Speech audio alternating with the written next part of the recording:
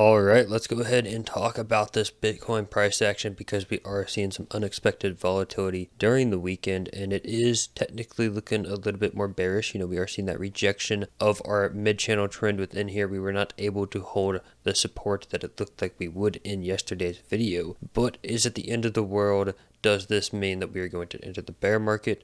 Let's talk about it. So starting off here with this simple chart we've had that does show us the descending channel along with the 4-month value areas within here. This is the 4-month or quarterly volume profile, and we had this value area low that we had bounced off of from yesterday's video, and that's why I had more of a bullish sentiment, but I had said we still got to be cautious because we are at resistance and there is a chance this is going to fail, and we had failed. But does that mean that it's bearish? And well, it's still the weekend, so that means we're going to be creating gaps to the upside, and usually flushes that happen during the weekend are fake outs, and that is why I said I'm not going to trade this weekend. If I am looking to get into a long, it's going to be after a sweep of the lows. If you remember on Friday, I said I'm going to be looking to see what price does. If we consolidate over the weekend and sweep to the downside, I'm looking for longs. If we consolidate over the weekend and sweep to the upside, I'm going to be looking for shorts. And the fact that we got this sweep to the downside could entail that we are taking that downside liquidity before going ahead and actually hunting on up higher,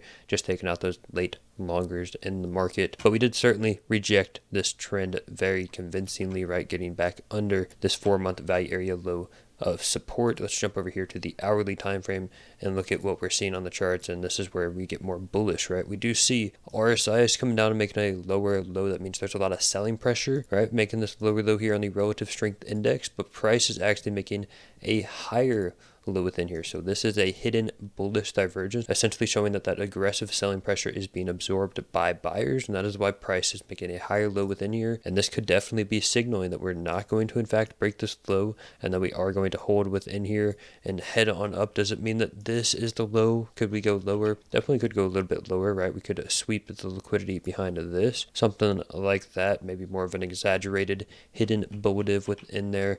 A lot of different possibilities, so I will be waiting until Monday, or at least until Australian Chinese markets open later today, to be taking any sort of leverage out in the markets. But yeah, hourly hidden bullish, that's something nice that we're seeing on the charts. And something else that's extremely bullish that I am seeing is if we jump over here to my levels chart. This is the main chart that I like looking at that shows all of the value areas. We had talked about the back test of this value area high would be where we wanted to find support if we were going to have a correction, and you can see right now we are pixel touching that on this daily close. So this back test of either the value area high or we can get down to the point of control is extremely bullish. Let's see if price can actually accept from here, and this could be the low end of this correction. Going over here to the hourly time frame, we can see we are still kind of under it right now, so let's see how this reacts, right? We don't really want to necessarily get under this and then reject it, because that would signal the next target would be value area low. So I would really want this to hold. Let's get back above value area high, back test that as support, or potentially, if we already come down, let's make this a quick wick to that point of control. We'll give it some time to play out because it is the weekend. Price action isn't always the most consistent on these volume levels because there's just not as much volume right now. But yeah, those are the levels we're sitting on right now, so pretty bullish as far as that goes, because we have not convincingly broken below any of this stuff. This pullback to these volume levels was definitely expected as a bullish correction within here.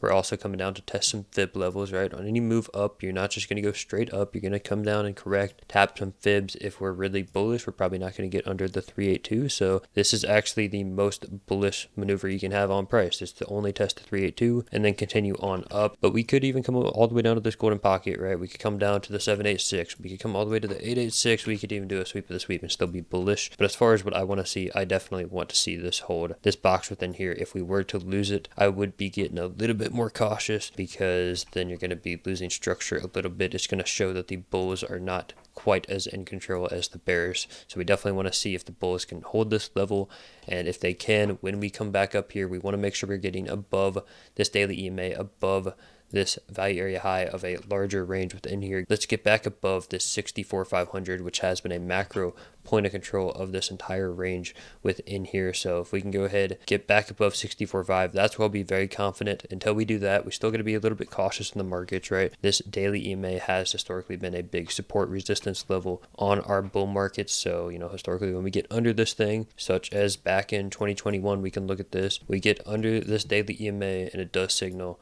the start of the bear markets. You see this pretty consistently, right? We're holding this daily EMA, and then we go ahead and fail the daily EMA, try to accept it, but then fail it once again. Whenever this does fail, it can signal macro moves to the downside. Of course, we have discussed how this cycle is very different due to monetary policy, etc., etc. So I'm not betting on SMAs, EMAs playing out exactly like they did in 2021, as we've already seen us get under this level multiple times, get back above, get back under, get back above, right? It's kind of just chopping in this range. But that does entail if we can actually accept back into this range and start going for value area high again, more likely than not, we're probably going to be hunting all of these stops from this range, because there surely are a lot of leveraged positions that have been putting liquidity up at those highs around $70,000 to $75,000.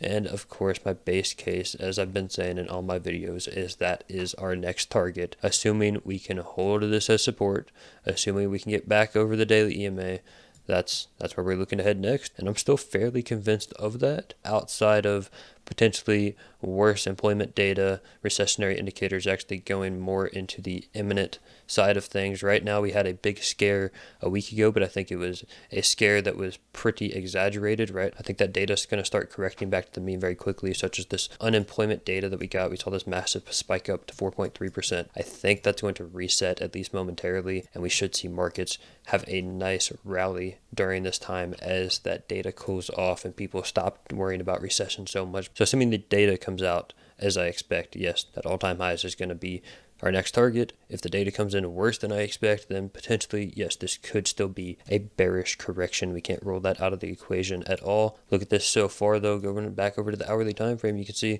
we are now clearly back above that value area high. So love to see it. Go over here to the 4 hour. You can see that wick right off that value area high. And if we jump over here to trading light, let's see what's actually going on with the order flow. And with this move we had down, is very bullish in my opinion, because it was not shorts opening, it was longs closing. So we had a lot of longs closing out of the market here. As we talked about, this was probably just a flush to take out all of these late longers that were opening in this range up into a lot of sell walls, right? We had a lot of sell walls absorbing orders.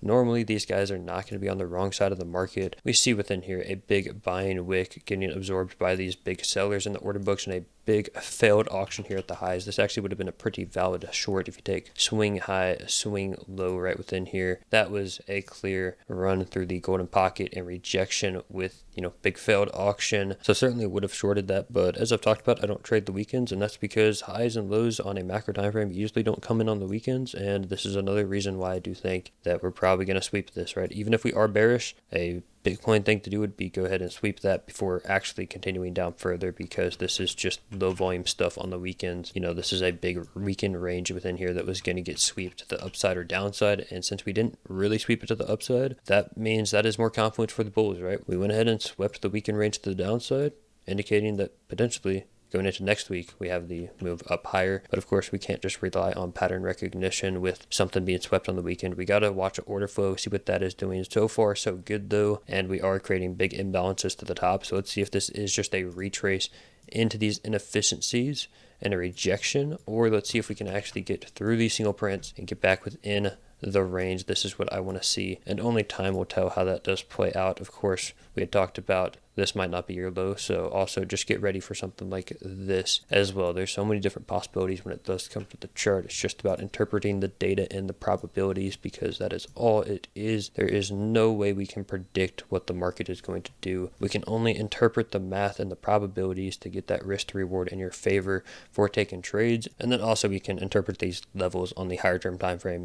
I know a lot of people watching don't trade crypto because it is very risky, and I don't even recommend you do it. So if you're just holding spot, as long as we can hold this value area high within here, it's still looking pretty bullish. Let's just get above this point of control to have that confirmation of all-time highs being our next target. But not really too much to say in this video other than that, because it is still the weekend. We got to see how markets react when it does come to them opening in the next few hours here, and especially Monday when New York session does start. But if you do have any questions about anything I talked about, or just want to join the community for this channel, link to my Discord is in the description down below. Also, if you do decide to leverage trade or have been struggling with it, need some guidance on it, you can join my VIP Discord that is specifically for leveraged trading, and I am trying to provide provide as much value as possible in there. It is not a signals group whatsoever. We're there to learn, and you can learn with us at just $20 for the first month. That's 50% off right now. So go check it out, see if it's worth your money or not. And then also a bunch more links down below in that description that does help support the channel, including 4 exchange partners that I do trust, and they do have some pretty cool